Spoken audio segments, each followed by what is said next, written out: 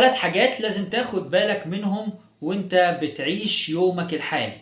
الحاجة الأولى، انت مش لوحدك، كلنا معاك في نفس المركب، كلنا بيحصل لنا نفس الظروف. اللي مر عليك هو اللي بيمر علينا. ردود الأفعال اللي انت بتاخدها كتير من الناس حواليك لو اتحطوا في نفس الموقف بياخدوا نفس ردود الأفعال.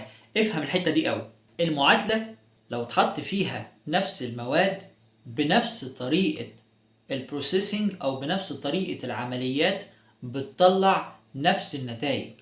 فخد بالك، نتائجنا نوعا ما مش مختلفة عن بعضينا. ليه؟ لأنه احنا تقريبا اتعلمنا نفس نوعية التعليم، بنفكر تقريبا بنفس نوعية التفكير، عندنا نفس الظروف المحيطة. فخد بالك، اوعى تصدق الفكرة بتاعت ان انت لوحدك اللي بيحصل معاك كده. بالعكس، انت مش حظك وحش، انت مش ظروفك وحشة، انت الامور مش ماشية معاك عكس لوحدك. بالعكس، كلنا كده، كلنا موجودين تحت النير ده، كلنا في نفس الظروف، في نفس العصر، بنفس الامكانيات، بنمر بنفس الظروف. فخد بالك، ما تصدقش الكذبة بتاعت ان انت لوحدك في اللي بيحصل ده. الحاجة التانية، انت مفيش حاجة بتجري وراك. ما تصدقش الفير اوف ميسنج اوت بتاع انه يلا وانجز ولازم تعمل واللي غيرك سبقوك واصل الناس بتعمل وانت ما بتعملش. مفيش الكلام ده.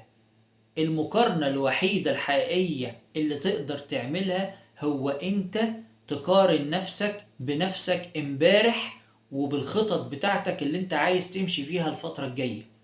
لكن ما تصدقش بأي شكل من الأشكال اللي بتشوفه سواء في الميديا أو في اللي بتسمعه من الناس. ما تصدقش الكلام ده، الكلام ده مش حقيقي، صدقني مش حقيقي بأي شكل من الأشكال. خد بالك، اللي بتشوفه في الميديا هو ميديا لأنه ده اللي المفروض الناس لما تخيلته راحت له. يعني إيه؟ يعني الناس بتتخيل حاجات فبتعملها في الإعلانات، بتعملها في المسلسلات، بتعملها في الأفلام.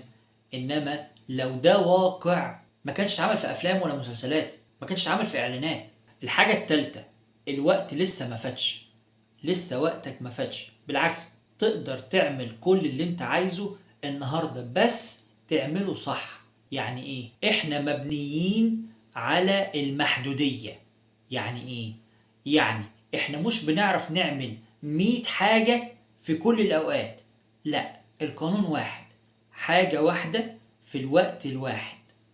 حط خطتك، حط أهدافك، قسم أهدافك كويس، واعمل حاجة واحدة في الوقت الواحد بالشكل اللي يتناسب معاك. عايز تقيم الوضع الحالي، عايز تحط أهداف جديدة وتعمل خطة عمل قادرة تساعدك إنك تتحرك، ابعتلي هساعدك.